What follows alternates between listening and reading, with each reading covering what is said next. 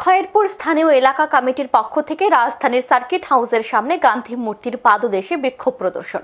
মূলত 4টি এডিসি ভিলেজকে পুরাতন আগরতলা ব্লকের পরিবর্তে বেলবাড়ি ব্লকের অন্তর্ভুক্ত করার দাবিতে এদিন তারা বিক্ষোভ প্রদর্শন করে। বিক্ষোভ প্রদর্শনকারীরা জানান, জিষ্ণু দেববর্মন উপমুখ্যমন্ত্রী থাকাকালীন সময় যে সকল ভিলেজ কমিটিগুলির বিএসির অন্তর্ভুক্ত ছিল না, সেগুলিকে বিএসির অন্তর্ভুক্ত করার কাজ করেছেন, কিন্তু বর্তমানে দেখা যাচ্ছে এই কাজ করা হচ্ছে না।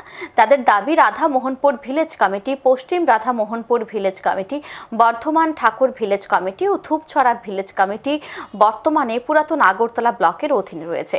এই 4টি ভিলেজ কমিটিকে পুরাতন আগরতলা ব্লকের পরিবর্তে বেলবাড়ি ব্লকের অন্তর্ভুক্ত করতে হবে। এই দাবি নিয়ে ইতিপূর্বে তারা পঞ্চায়েত দপ্তর অধিকর্তার দ্বারস্থ হয়েছে, কিন্তু তারপরেও কাজ হয়নি। তাই এই দিন তারা বিক্ষোভ কর্মসূচিতে সামিল হয়েছে।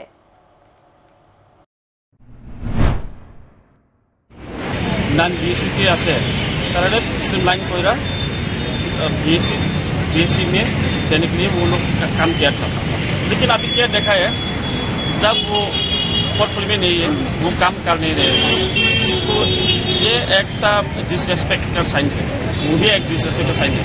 इसलिए हम बोलो चाहिए चीफ मिनिस्टर को ताड़ाताड़ी इम्प्लीमेंट करते होंगे। शुरू एक 5 मिनट 10 मिनटेर काम ही था।